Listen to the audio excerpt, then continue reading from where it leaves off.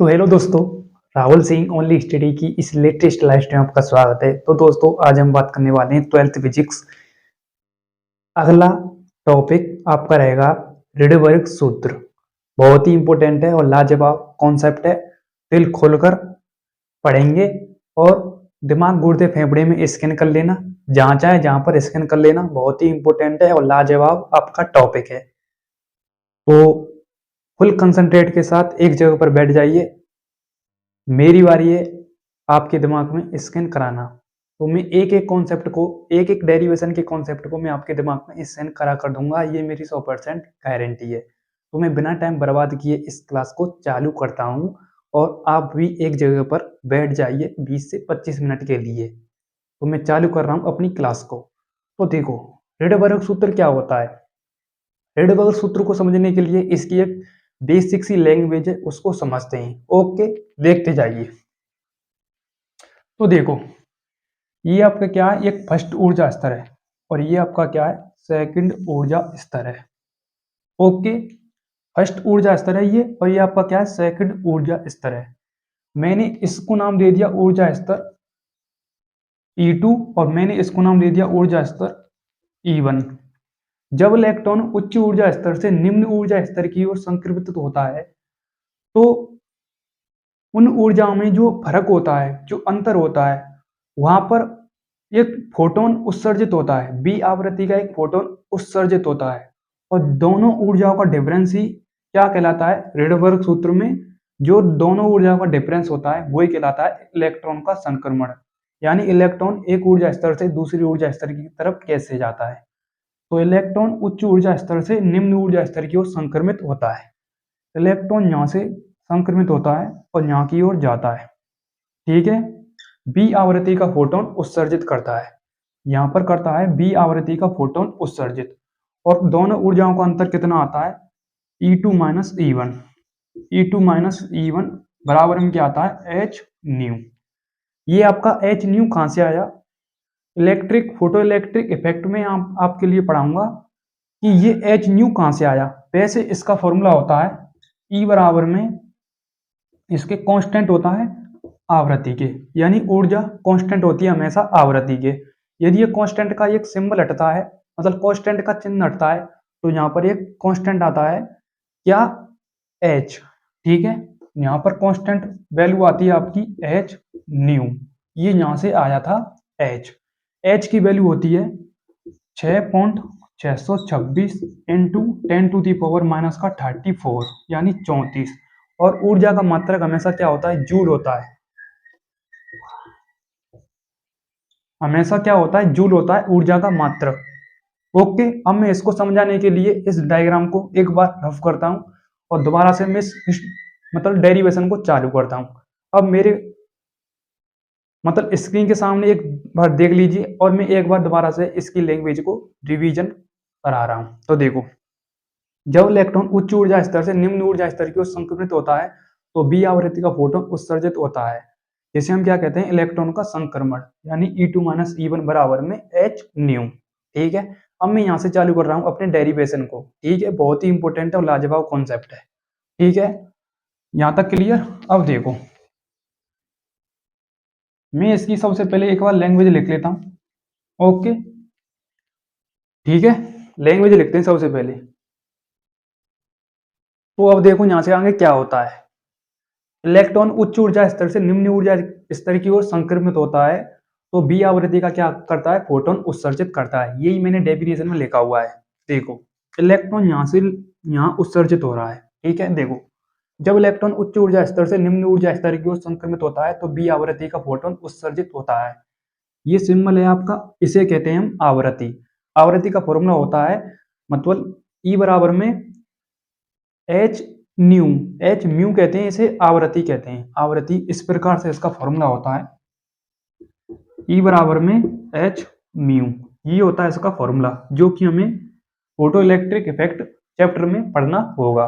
ठीक है, फिलहाल तो आपको ये फॉर्मूला याद रखना है, E बराबर में एच न्यू, जो आगे काम पड़ेगा इस फॉर्मूले का। ठीक है, और मैंने वैल्यू भी लिखाई थी इसकी एच की 6.626 इंटू 10⁻⁻34। ठीक है, और ऊर्जा का मात्रा क्या होता है, जूल। अब मैं डेरिवेशन को चालू कर रहा हूँ। डेरिवेशन को चालू करने के लिए बोर की तृतीय परिकल्पना काम में ली जाती है। बोर की तृतीय परिकल्पना क्या कहती है?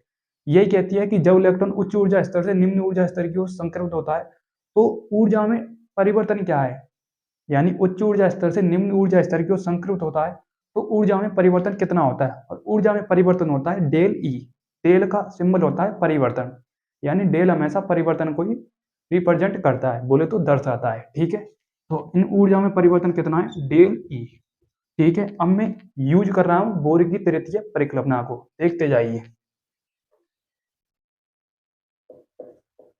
बोर की तृतीय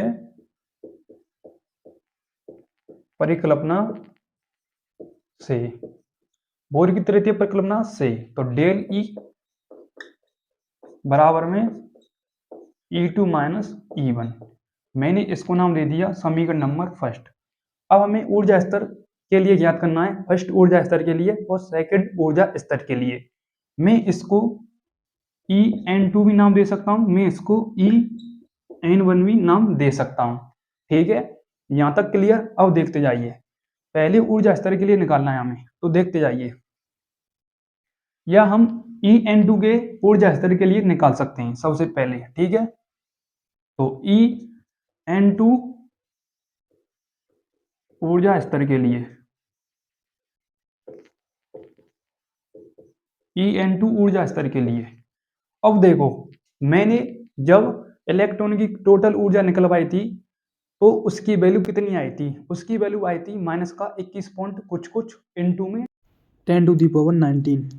ठीक है, इतनी वैल्यू आई थी, जो कि वो वैल्यू हमने यहाँ पर यूज करनी है। देखते जाइए, डिस्क्रिप्शन में लिंक डली हुई है, उस पूरे डेरिवेशन को देख सकते हैं, तो देख लीजिए। 25 मिनट का पूरा कॉन्सेप्ट है, पूरी मैंने डेरिवेशन की हेल्प से कराया है। जो वैल्यू मैंने निकलवाई थी वो वैल्यू आपके लिए मैं यूज कराऊंगा इस डेरिवेशन में।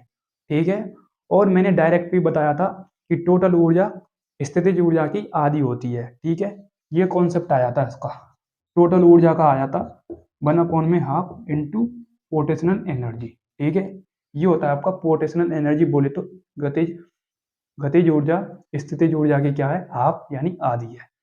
और मैंने उससे पहले जो भी उनकी वैल्यू थी उन वैल्यू को रख लीजिए और डायरेक्ट उसकी टोटल एनर्जी निकल करके आ जाएगी। जो अब मैं उस वैल्यू को यूज करूंगा इसमें।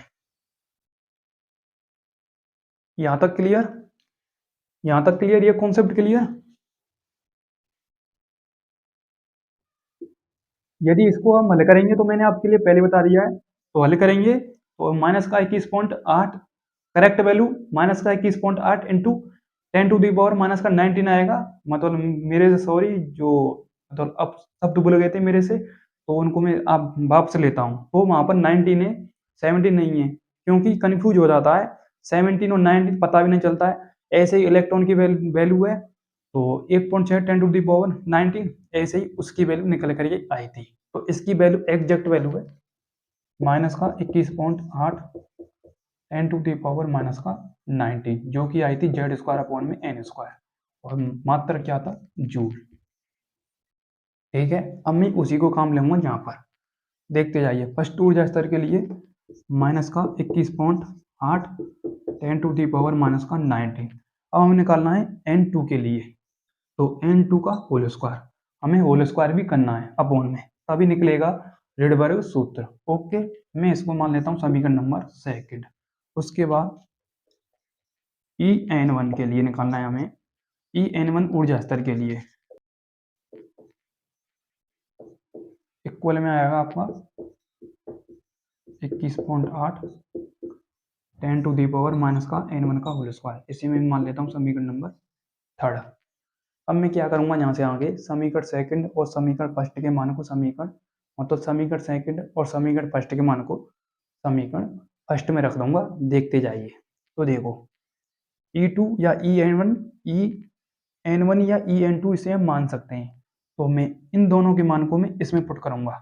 तो देखते जाइए ध्यान से, और इसको हम आगे हल करेंगे।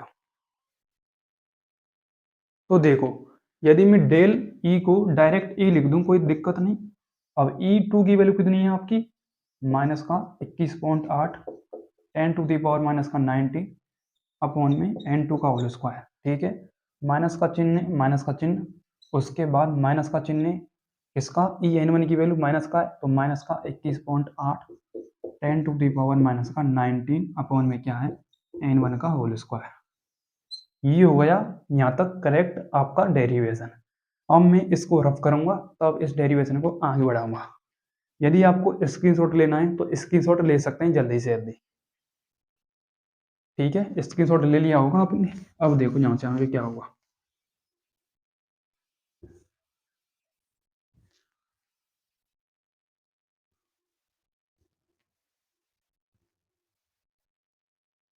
अब देखते जाइए, मैं यहाँ पर कराऊंगा क्योंकि यहाँ पर लाइट ज़्यादा है इस साइड में। देखो ई बराबर में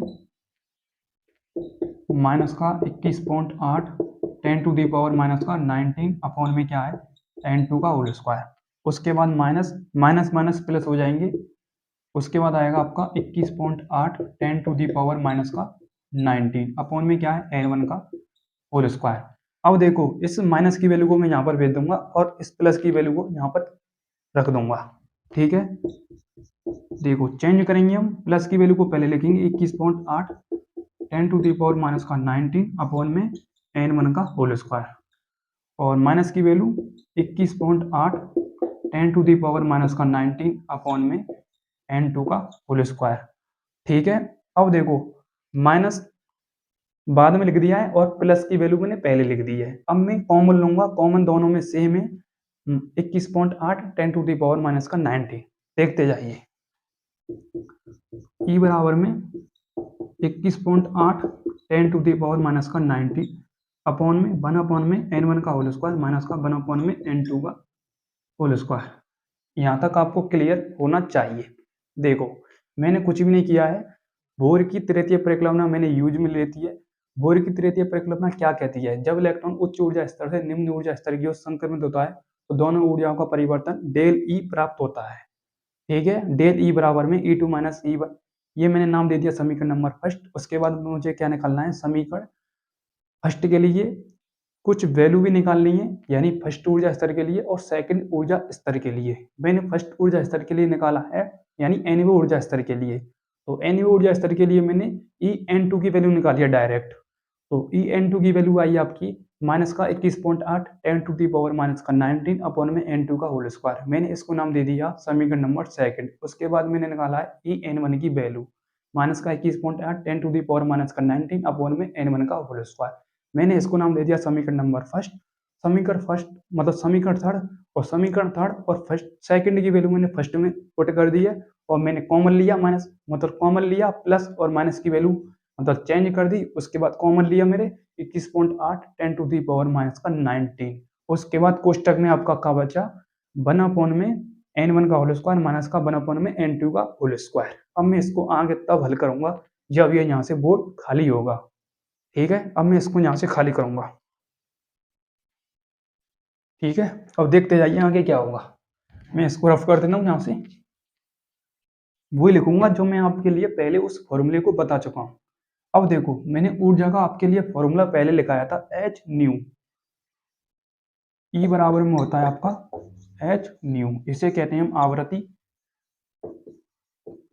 और आवृत्ति का फॉर्मूला क्या होता है, कंपन बट्टे समय, फ्रीक्वेंसी कंपन बट्टे समय। ठीक है, अब देखो और h क्या होती है आपकी एनर्जी, बोले तो ऊर्जा। इसे हम कहते हैं प्लांक नियतांक, प्लांक नियतांक।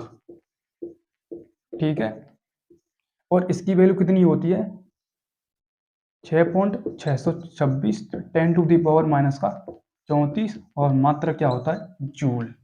ठीक है, ये तो हो गई आपकी h की वैल्यू। और b का फॉर्मूला होता है एक, b का फॉर्मूला होता है b बराबर c अपॉन में लैम्बडा।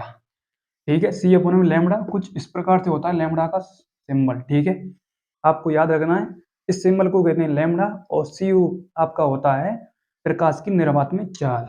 ये होती है आपकी प्रकाश की निर्वात में चाल, प्रकाश की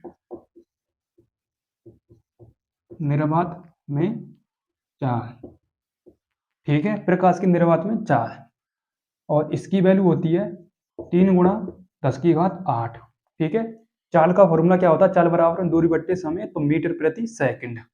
इसका क्या हो जाएगा, मात्रा। यहां तक क्लियर?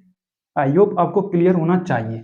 तो सी की वैल्यू 3 इंटू 10⁸ मीटर प्रति सेकंड। अब देखो, मैं ई के मान को इन दोनों में पुट करूंगा और आपस में भाग लगाऊंगा और सही आंसर निकल आएगा आपका रेडबर्ग सूत्र। देखते जाइए। अब देखो, मैं इसको एक बार और लिख लेता हूं। यहाँ पर ई की जगह पर मैं लिख देता हूं एच न्यू। एच न्यू बराबर में क्या है आपका 21.8 10⁻⁻⁹ कोष्टक में क्या है 1/में n1 का होल स्क्वायर माइनस का 1 में n2 का होल स्क्वायर। अब देखो एच न्यू, ठीक है, और मैं म्यू के भी फॉर्मूले को लिख लेता हूँ। म्यू का फॉर्मूला क्या है, सी अपॉन में लैम्डा। तो मैं यहाँ पर लिख लेता हूँ सी अपॉन में लैम्डा। अब देखो, मैं एच सी का इसमें भाग लगाऊंगा, एच और सी का मैं इसमें भाग लगाऊंगा डायरेक्ट यहाँ से। देखो, डायरेक्ट एच और सी के मैं इसको भाग लगा दूंगा। एच सी, एच की वैल्यू कितनी है 6.626 10⁻⁻34। उसके बाद सी की वैल्यू कितनी है 3 इंटू 10⁸ मीटर प्रति सेकंड। अब मैं डायरेक्ट इसको भाग लगाऊंगा, तो वैल्यू कुछ इस प्रकार से आएगी 6.626 10⁻⁻34। उसके बाद इंटू में क्या है 3 इंटू 10⁸। अब देखो, मैं इसको आप समय काट पीट करूंगा, काट पीट करके जो भी आपकी एग्जैक्ट वैल्यू आएगी, तो आएगी वो वैल्यू आपकी 1.097 10⁻⁷। ठीक है, और कोष्टक में क्या है 1 में n1 का होल स्क्वायर और 1 में n2 का होल स्क्वायर। नहीं तो आप इसे हल कर सकते हैं, यही वैल्यू आएगी। इसे हम कहते हैं रेडबर्ग स्थिरांक। रेडबर्ग स्थिरांक जो कि सिंबल होता है आर। अब मैं इसकी जगह पर आर रख देता हूँ, ठीक है, इस वैल्यू की जगह पर, और मैं इस वैल्यू को यहाँ पर लिख लेता हूँ। जब इस हम पूरी वैल्यू को हल करेंगे तो 1.097 10⁻⁷ कुछ इस प्रकार से वैल्यू आएगी। तो इसे हम कहते हैं रेडबर्ग स्थिरांक जो कि आर होता है। अब मैं डायरेक्ट यहाँ पर लिख देता हूँ आर। ये होता है आपका 1 लैम्डा बराबर में 1 लैम्डा बराबर में आर पुस्तक के अंदर 1 n1 का होल स्क्वायर माइनस 1 n2 का होल स्क्वायर। ठीक है, एक बार मैं ब्लैक मार्कर से भी लिख देता हूं ताकि आपको क्लियर दिख सके ये फॉर्मूला।